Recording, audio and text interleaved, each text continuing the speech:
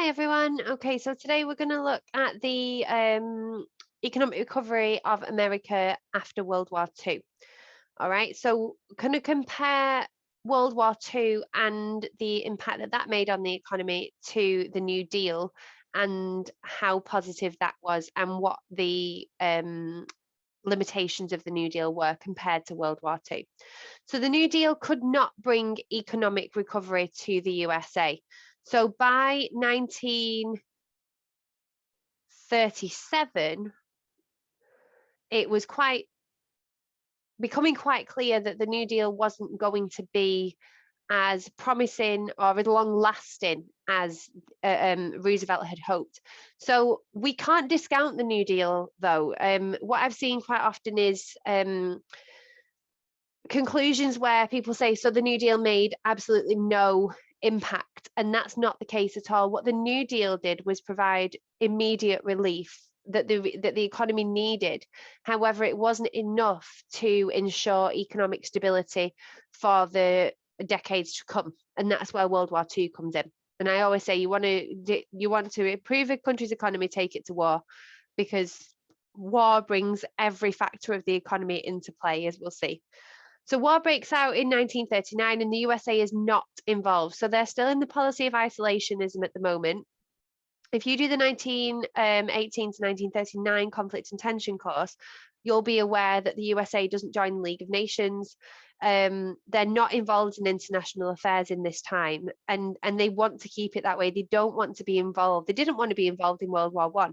They don't join World War I at the beginning. They join it in 1917. Now, they joined World War II in 1941 only because they are attacked first. Okay, so at Pearl Harbor in December 1941, America attacked, and that's when they joined. So they choose to keep out of the war. However, they do start to mobilize their economy to help out European countries. So FDR is worried by the rising power of Germany and Japan, and for the political reasons wanted to support Britain.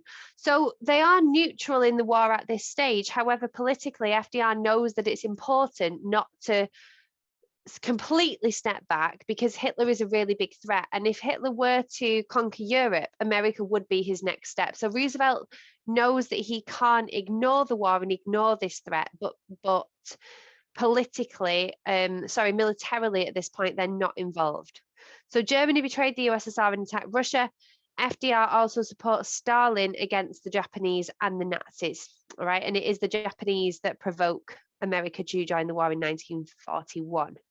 And this does boost America's economy. Now, there's a number of ways that war boosts their economy. First of all, before they join the war, it's trade. It's giving weapons, although they do that to a limited extent, and food to Europe and the Allies. And then obviously when they joined the war in 1941, they mobilized their forces. So that causes employment. So men are going off to war and they're employed in the services. Women are going into factories and they're employed in the home, on the home front. So employment goes up. And as we know from the beginning of the course in the cycle of prosperity, if you want spending to increase, you've got to have wages increasing, and that does happen during the war. Okay, so the economy and industry in World War II. So the United States isn't completely prepared when World War II broke out. So you can argue that that's probably because they didn't want to join, and their economy is still in recovery. Now, as we've said, we can already see it start to slip by the time World War II starts. And if they haven't been particularly involved in the events in Europe leading up to the war, which they hadn't, you can argue that they didn't really need to be prepared for it. But the Depression had rubbed out many of the country's machine and tool industries. The military was woefully undersupplied, and many soldiers found themselves drilling with toy guns and wooden tanks. So the Depression, we can still see, even though the New Deal now is 5, 6, 7 years on, the Depression still does have an impact, and we can that further supports what we were saying about the fact that the economy hadn't completely recovered and the country wasn't in the state that it was pre-1929, because the machine industries hadn't yet taken off. So what war does is it acts as a catalyst. So you could again argue that maybe that this hadn't happened because it didn't need to happen yet. However, now these changes had to be made so that the people were forced to get these industries up and running again, which obviously is a positive. So in a way, however, the Depression was a good preparation for what was to come. So Americans had learned to scrimp and preserve. They'd been for 10 years now running on not a full-time economy, nowhere near the prosperity of the boom. And they're used to this slight austerity and this idea of living within their means, whatever those may be. So they were pushed into a fight and they were eager to oblige. So they do have this sense of we're going to defend ourselves and we are going to just get by and do what we have to win this war. So the gearing up of the industry needed to wage a global war on two fronts was handicapped by a lack of manpower. So more than 15 million Americans eventually served in the military. Training and supplying them was a staggering challenge. 15 million people to supply with uniforms, with weapons, with food, when your economy is still struggling. So it's a massive, massive effort. And this is what I was talking about in the 1932 election video. When Roosevelt describes what he wants to do in the New Deal, he uses wartime language. He wants the people to stand by him and to work together with him. And again, that he's still in power at this point, and that's exactly what they do. He stays in power until 1945.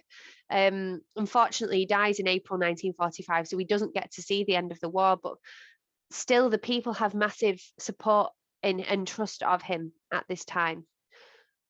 So it took more than 6,000 people to provide food. Now, bearing in mind that is 6,000 jobs, okay? So there are pros to this. 6,000 people to provide food, equipment, medical services, and transportation to 8,000 soldiers. Now, that's not just saying that there were only 6,000 people and 8,000 soldiers. It's per every 8,000 soldiers out of this 15 million, 6,000 people are behind them. Okay, so employment massively goes up during the war because there is so much demand for work. So in addition, many raw materials such as rubber, mineral fiber and oil were in short supply. And to top it off, President Roosevelt was a great leader, but not a great administrator. So Americans do rise to this occasion. He called for the production of 50,000 planes in a year. And people were like, how are we going to do that with the factories that we've got, the machines we've got? But by 1944, so only 3 years after America joined the war, the country was producing 96,000 a year and technology blossomed, right? Now, again, if you do the Health and the People course, you'll understand that war, again, is a catalyst. It's a time of invention. It's a time of innovation because there's an absolute need for it and a want for it and thirst for it. Okay, so technology improves massively. The economy is improving. Employment is improving. Obviously, we're not saying that war is all good, but it has positive effects on the American economy without a doubt. So metals become scarce and plastics are developed to take their place. Now, nowadays, we know that that's not necessarily a positive thing. However, it is a move forward in technology in that time. So copper is taken out of pennies and replaced with steel. Nickel is removed from nickels. And war-inspired pragmatism even affected fashion. So to save material, men's suits lost their pant cuffs and vests, and women painted their legs to take the place of nylons. Now, nylons are tight. So rather than wearing tights, women would paint their legs black, which seems really bizarre to us today, but it was the fashion to have tights. And if you couldn't afford them, you had to make it look like you were wearing tights. So gasoline, obviously petrol for Americans, and tyres are rationed, as was coffee, sugar, canned goods, butter and shoes. But the war proved to be more of an economic inconvenience than a real trial for most people. And again, like we've said, that's because they are used to living in these austerity times during the Depression. So the federal government spent about $350 billion during World War II. And look at this, and this figure always astounds me, twice as much as it had spent in total for the entire history of the US government up to that point. That is a massive amount of money in this very short amount of time compared to the 200 years previous. Okay, so that's, I've always find that absolutely staggering, that fact. But that's a really nice fact for you to remember for your exam. That so at about 40% of that came from taxes. So the people are paying for the war, and the rest came through government borrowing through the sale of bonds. So obviously money does not grow on trees, and that money had to come from somewhere. So it had to go somewhere as well. So a lot of it went to the West, especially in California. But the American economy rose just about everywhere else. So the civilian workforce grew 20%. Now we know that in 1932, unemployment was down by 20%. So by this time, we're up even more than we had been during the New Deal, because the New Deal provides a lot of new jobs as well. So the total goods of services and the total of goods and services produced, this is gross national product, more than doubled between the wartime years of 1939 and 1945. Wages and corporate profits went up, as did prices. So increased prices, increased spending, increased wages, and so on. In October 1942, Congress gave the president power to freeze agricultural prices, wages, salaries, and rents.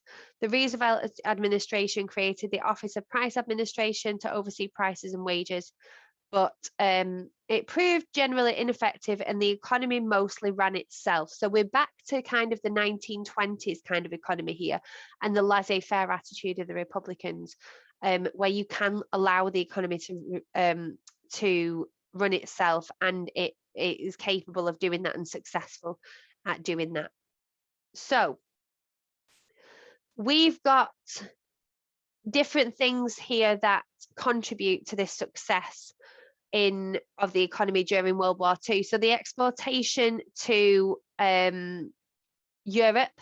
So the Neutrality Act of 1935 said that you can't loan to countries at war, and in 1937 said you can't sell weapons to any country involved in conflict. So they are kind of restricted in what they could actually do.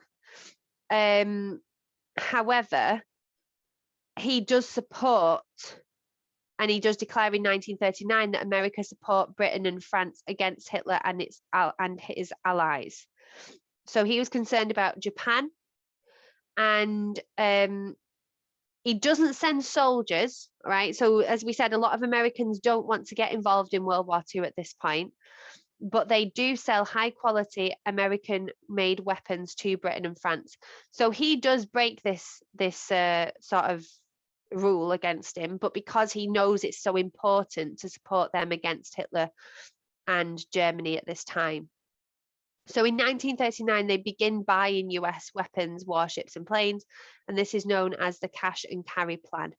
So Britain stood alone in 1940 when Germany has defeated France, and FDR is voted in as president for a third time. Now, this doesn't happen anymore, and again, this may not have happened at that time had it not been for the war and people wanting this wartime stability.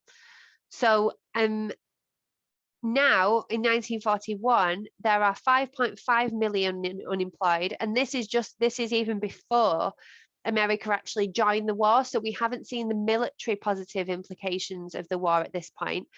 So 5.5 million unemployed compared to 10 million just years before. So, sorry, just 4 years before. So we can already see now that the war is actually doing more good than the New Deal ever did. So, we'll just talk about Lend-Lease and then the American reaction. So in March 1941, FDR agreed to a Lend-Lease deal with Britain. Now, instead of selling, America would lend Britain up to $7,000 million worth of weapons. Most people knew that America would never get or want them back, because obviously if they're used in war, they're going to be damaged. You know, they're not going to be worth it. The US struck a similar deal with Russia when Germany attacked it in June 1941. So the idea is that they are going to lend them the equipment rather than selling, because they want to support these. So the American government are supporting Britain's war, despite the fact that they're saying they are neutral. And the American people didn't want to get involved, so they do protest against it. and America began to rearm in case it was forced to enter the war, which it was. Millions found jobs building fighter planes, battleships, and tanks. Unemployed men became trainee soldiers, sailors, and pilots. And then finally, on the 7th of December 1941, they are brought into the war. And again, unemployment is going to go down even more because more people are now needed for the war, and the economy can start going again. The cycle of prosperity can keep going again. And again, as in World War I, America do have an advantage here in terms of recovery following the war, because none of the fighting happened on American soil. So they don't have infrastructure issues as France again do. And neither do we. Britain don't. Well, we do in terms of the Blitz happened in this country, sorry, but none of the fighting actually happened in this country in terms of battlefield on the ground fighting. But America isn't affected, so they actually just benefit from the war going forwards. They don't have to repair their country following. Okay, so you may get a 12-mark question on the New Deal compared to World War II and which had the bigger impact. Your conclusion to that should be that the New Deal has a short-term impact, but it's actually the World War II that provides long-term economic recovery for the USA. Okay, so I hope that's been useful to you, and please join me again for the next video. Thank you.